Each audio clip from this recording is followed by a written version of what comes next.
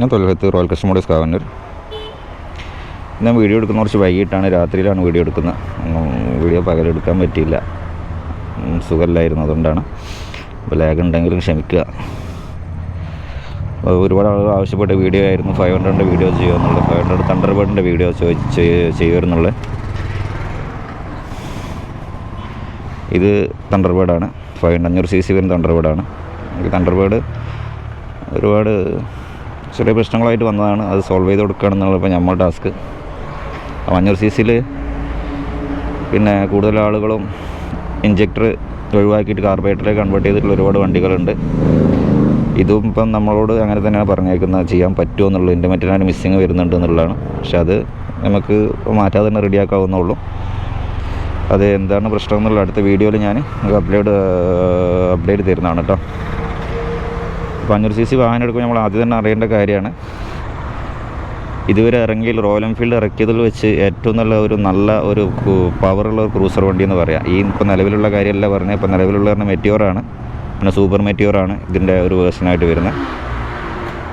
പക്ഷേ ഇത് കുറച്ചും കൂടെയൊക്കെ തണ്ടർബേർഡ് എന്നെ സംബന്ധിച്ചിടത്തോളം പറയുകയാണെങ്കിൽ നല്ല ഒരു ലോങ് റൈഡ് വണ്ടിയാണ്. അപ്പോൾ ഒരു 500cc കൂടി ആകുമ്പോൾ പിന്നെ പറയേണ്ട കാര്യമല്ലല്ലോ, അതിൻ്റെ പവർ ഡെലിവറിയും കൂടെ നോക്കുമ്പോൾ. മൈലേജ് വൈസ് കുറച്ച് ബാക്കൗട്ടായിരിക്കും. പിന്നെ ഇപ്പം മൈലേജ് കൺസിഡർ ചെയ്യാന്നുള്ളത് പിന്നെ കാരണം പവർഫുള്ളായിട്ട് വണ്ടിയുടെ അതിപ്രസറാണ് ഇപ്പം, CC കൂടി വണ്ടിയുടെ അതിപ്രസറാണ്.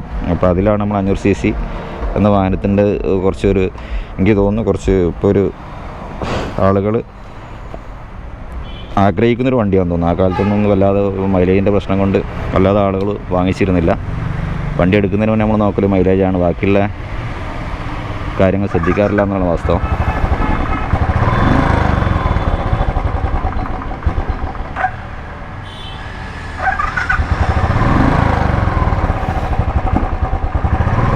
ഇതിൽ തുടക്കത്തിൽ മിസ്സിങ് കാണിക്കുന്നുണ്ട് വണ്ടി എടുക്കുമ്പോൾ. അതൊരു 90% ഫ്യൂൽ പമ്പ് തന്നെയാണ് സാധ്യത. വേറെ ഫ്യൂൽ പമ്പിൻ്റെ പ്രഷർ ഔട്ട് ആകണമായിരിക്കാം. ഏതായാലും ഞാൻ നാളെ ഇതിൻ്റെ ഒരു സർവീസ് ചെയ്യുന്ന സമയത്ത് വീഡിയോ എടുത്ത് കാണിച്ചത്. അപ്പോൾ ഈ ഒരു സാഹചര്യങ്ങളിലാണ് ആളുകൾ കറക്റ്റായിട്ട് ഇതിൻ്റെ പ്രശ്നം തീർക്കാൻ പറ്റാത്ത സമയങ്ങളിലാണ് കാർബറേറ്ററിലേക്ക് മാറ്റുക എന്നുള്ളത് പറയാം. അന്ന് കാർബറേറ്ററിലേക്ക് മാറ്റുക എന്നുള്ള എളുപ്പമുള്ള പണിയാണ്, നല്ലൊരു ചിലവ് വരും. മാത്രമല്ല ഇതിൻ്റെ പെർഫോമൻസ് നല്ല രീതിയിൽ ബാധിക്കുന്നുള്ളതാണ്. പെട്രോൾ വണ്ടി, അതായത് കാർബറേറ്റർ വണ്ടി, ഇഞ്ചക്ടർ വണ്ടി കാർബറേറ്ററിലേക്ക് മാറ്റുമ്പോൾ പെർഫോമൻസ് അല്ല, സ്മൂത്ത്നെസ് നല്ല രീതിയിൽ മാറ്റം വരും കേട്ടോ.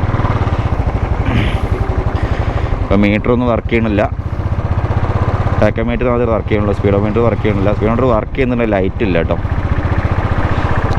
ഇപ്പോൾ പോയി വയറിങ്ങിൻ്റെ ഇഷ്യൂസ് ഉണ്ട്, വയറിങ് അസംബ്ലി കംപ്ലീറ്റ് മാറ്റണം.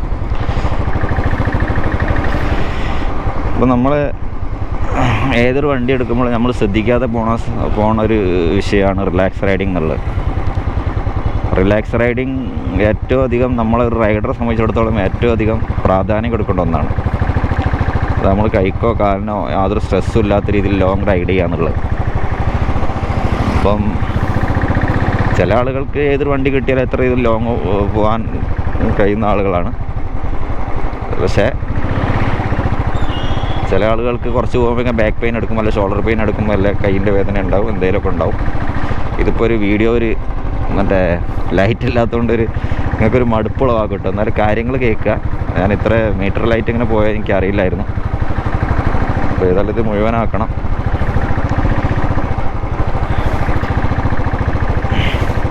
ഇപ്പോൾ തണ്ടർബേർഡ് 500 എടുക്കുന്ന സമയത്ത് നിങ്ങൾ കഴിയുന്നതും ഫ്യൂൽ ഇഞ്ചക്ടർ വണ്ടി തന്നെ എടുക്കുക. നല്ല മെയിൻറ്റെയിൻ ചെയ്ത് ഒരുപാട് വണ്ടികളുണ്ട്. അതായത് നല്ല പ്രോപ്പറായിട്ട് വർക്ക് എടുക്കുന്നിടത്ത് കൊടുത്ത് മാത്രം വർക്ക് എടുത്തുള്ള വണ്ടികളുണ്ടാവും. മൾട്ടിപ്പിളായിട്ട് ഞാൻ പറഞ്ഞല്ലോ, അപ്പോൾ നമ്മുടെ EFI ആയിട്ട് കറക്റ്റായിട്ട് സർവീസ് ചെയ്യാൻ കഴിവുള്ള മെക്കാനിക്കുകളുണ്ട്, ഇല്ല എന്നുള്ള പറയാൻ നല്ല മെക്കാനിക്സ് ഉണ്ട്. പക്ഷെ അവരുടെ അടുത്ത് എപ്പോഴും നമ്മൾ എത്തിപ്പെട്ടോളൊന്നും ഉണ്ടാവില്ല. അതിൻ്റെ പ്രശ്നങ്ങളൊക്കെ ഷൂട്ട് ഔട്ട് ചെയ്തിട്ട് നമുക്ക് ആ പ്രോപ്പർ രീതിയിൽ മെയിൻറ്റെയിൻ ചെയ്ത് കൊണ്ടുപോകുക എന്നുള്ളത് EFI സംബന്ധിച്ച വലിയൊരു ടാസ്ക് ആയിരുന്നു കുറച്ച് മുന്നേ. ഇപ്പം കുറേയൊക്കെ ആ ഒരു മാറ്റം വന്നിട്ടുണ്ടെന്ന് തോന്നുന്നു. മഴ പെയ്തു, തിരിച്ച് പോവാണ്.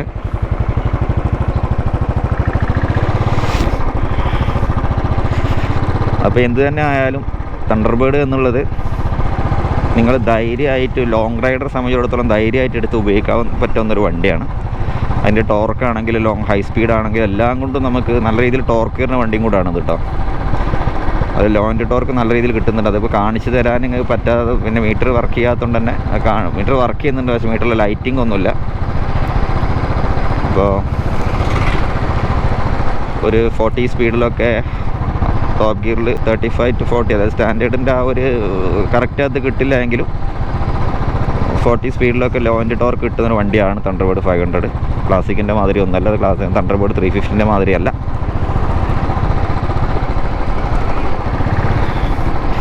അപ്പോൾ നമ്മൾ എടുക്കാൻ പോകുന്ന സമയത്ത് എപ്പോഴും ഒരു FI തന്നെയാണ് നിലനിർത്തിയ വണ്ടിയും നോക്കുക. പിന്നെ അതേമാതിരി ഇനീഷ്യലി വല്ല മിസ്സിങ് ഉണ്ടോ നോക്കുക.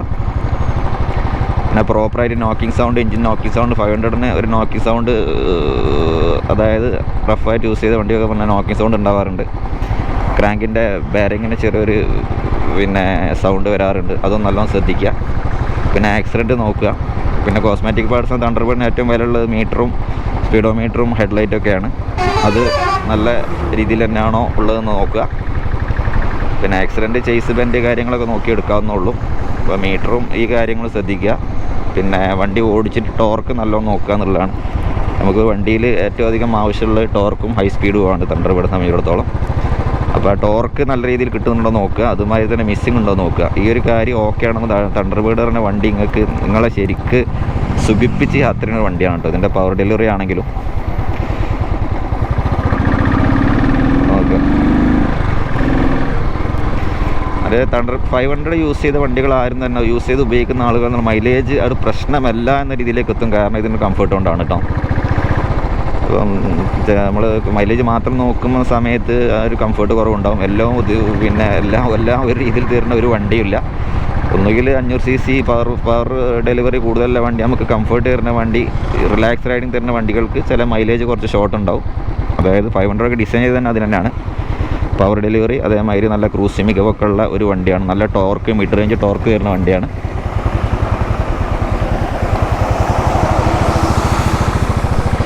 പിന്നെ എന്തെങ്കിലും നിങ്ങൾക്ക് 500cc ആയിട്ട് എന്തെങ്കിലും സംശയങ്ങളോ മറ്റോ ഉണ്ടെങ്കിൽ എനിക്ക് ഡയറക്റ്റായിട്ട് വാട്സപ്പ് ചെയ്യുക. വാട്സപ്പ് നമ്പർ എൻ്റെ എല്ലാ വീഡിയോസിനും നമ്പർ കൊടുക്കുന്നുണ്ട്. കൊടുത്തിട്ട് എന്തെങ്കിലും സംശയം ഉണ്ടെങ്കിൽ എടുക്കുന്ന സമയത്തോ വാങ്ങിക്കുന്ന സമയത്തോ വാങ്ങിച്ച ശേഷം എന്തെങ്കിലും പ്രശ്നങ്ങളുണ്ടെങ്കിലോ ഒക്കെ നല്ലോണം ശ്രദ്ധിക്കുക. പിന്നെ അതേപോലെ സെൽഫ് സ്റ്റാർട്ട് അടിക്കുന്ന സമയത്ത് മോട്ടറിൻ്റെ ഭാഗത്ത് നിന്ന് വല്ല സൗണ്ട് വരുന്നുണ്ടോ നോക്കണം. 1 വേ ക്ലച്ച് അല്ല, 1 വേ ക്ലച്ചിനൊക്കെ സ്പ്രേ ക്ലച്ചിനെല്ലാം തന്നെ സെയിം പ്രൈസാണ് വരുന്നത്. പക്ഷേ ഇതിൻ്റെ ഏറ്റവും വിലയുള്ള സാധനം ഡെൻസോൻ്റെ മോട്ടറാണ്. 0.9K വരുന്ന മോട്ടറാണ് വരുന്നത്. നല്ല ക്വാളിറ്റി ഉള്ള മോട്ടറാണ്. 500cc ആയതിന് കുറച്ച് പവർഫുൾ ആയിട്ടുള്ള ഒരു മോട്ടർ കൊടുക്കുന്നതുകൊണ്ട് 14 സംതിങ് വില വരുന്നുണ്ട് ആ മോട്ടറിന്. ക്ലാസിക്കിന് 2360, 3500 രൂപ മാത്രമേ വില വരുന്നുള്ളൂ. ആ ഒരു ഡിഫറൻറ്റ് നിങ്ങൾ മനസ്സിലാക്കുക. അപ്പോൾ മോട്ടറിൻ്റെ ഭാഗത്ത് നിന്ന് എന്തെങ്കിലും അടിക്കുന്ന സെൽഫ് അടിക്കുന്നത് എന്തെങ്കിലും സൗണ്ടോ കാര്യങ്ങളോ ഉണ്ടെന്നുണ്ടെങ്കിൽ അത് ശരിക്കും കൺഫേം ചെയ്തതിന് ശേഷം മാത്രം വണ്ടി എടുക്കുക. പിന്നെ വൺ വേ ക്ലച്ചിൻ്റെ സൗണ്ടൊക്കെയാണ് 4100 രൂപയാണ്. അത് കോമൺ പ്രൈസ് തന്നെയാണ്. അത് 500 350 വല്ല മാറ്റമൊന്നും വരുന്നില്ല. അപ്പോൾ മഴ ആയതുകൊണ്ടാണ് ഞാൻ തിരിച്ചത് കേട്ടോ.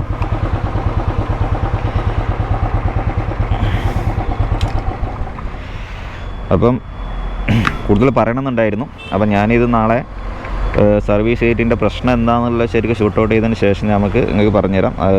ഇനീഷ്യലി ചെറിയൊരു മിസ്സിങ് ഫീൽ ചെയ്യുന്നുണ്ട്. അപ്പോൾ ഒരു എടുക്കാതെ വെച്ചായിരുന്നു വണ്ടി. ആ ഒരു പ്രശ്നം കൊണ്ട് തന്നെ അപ്പോൾ തീർക്കാനാണ് നമ്മുടെ അടുത്തേക്ക് കൊണ്ടുവന്നേക്കുന്നത്. അപ്പോൾ ഇതിൻ്റെ സീറ്റിംഗ് ആണെങ്കിൽ പില്ലൻ സീറ്റിംഗ് ആണെങ്കിലൊക്കെ, അപ്പോൾ പില്ലൻ റൈഡറെ സംബന്ധിച്ചിടത്തോളം നോക്കണം, അത്യാവശ്യം നല്ലൊരു സീറ്റ് റെസ്റ്റ് തണ്ടർബേർഡിന് പ്രൊവൈഡ് ചെയ്യുന്നുണ്ട് റോയൽ എൻഫീൽഡ്. അത് അത്യാവശ്യം കുഴപ്പമില്ലാതെ റോയൽ എൻഫീൽഡ് പിന്നെ UC കാറ്റഗറിയിൽ ഏറ്റവും കംഫർട്ടായിട്ട് ബാക്കിൽ യാത്ര ചെയ്യാൻ പറ്റിയ ഒരുവിധം നല്ല ഒരു വണ്ടി തണ്ടർബേർഡാണെന്ന് തോന്നുന്നുണ്ട്. കാരണം ആ ബാക്ക് സീറ്റ് റെസ്റ്റ് ഉള്ളത് കൊണ്ടാണ്. പിന്നെ ബാക്കിയുള്ള കാര്യങ്ങൾ ഞാൻ പറഞ്ഞല്ലോ, ശ്രദ്ധിക്കാനുള്ള കാര്യങ്ങൾ ഇതൊക്കെ ഉള്ളൂ. വണ്ടി എടുക്കുന്ന സമയത്ത് ആർക്കും എന്തെങ്കിലും സംശയം ഉണ്ടെങ്കിൽ, ആർക്കും എന്തെങ്കിലും ഡൗട്ട്, ഈ വണ്ടീൻ്റെ സൗണ്ടിൻ്റെ കാര്യങ്ങൾ, എൻജിൻ പ്രത്യേകം നോക്കുക. സ്റ്റാർട്ടിങ് മോട്ടറിൻ്റെ കാര്യം നോക്കുക. സ്റ്റാർട്ടിങ് മോട്ടർ സൗണ്ടോ വല്ല കാര്യങ്ങളുണ്ടോ നോക്കുക. സെൽഫ് അടിക്കുന്ന സമയത്ത് വല്ല സെൽഫ് പിടിക്കുന്ന സമയത്ത് വേറെ വല്ല സൗണ്ട്, ക്ലിങ് എന്നുള്ള സൗണ്ട് അങ്ങനെ എന്തെങ്കിലും വരികയുണ്ടെങ്കിൽ, ക്രാക്ക് സൗണ്ടൊക്കെ വരികയുണ്ടെങ്കിൽ അത് 1 വേ ക്ലച്ചിൻ്റെ എല്ലാം ഉറപ്പിച്ചതിന് ശേഷം മാത്രം വണ്ടി എടുക്കുക. പിന്നെ 500cc വരുന്ന ക്രാങ്കിൻ്റെ ഒരു നോയ്സ് റഫായിട്ട് ഫസ്റ്റൊക്കെ ബ്രേക്കിംഗ് ടൈമിലൊക്കെ വല്ലാതെ യൂസ് ചെയ്യുന്ന ആൾ ക്രാങ്ക് നോയ്സ് പെട്ടെന്ന് വരാറുണ്ട്. അപ്പോൾ അതൊന്നും ശ്രദ്ധിക്കുക. പിന്നെ സിലിണ്ടർ കിറ്റിനും കുറച്ചൊരു എക്സ്പെൻസീവാണ്.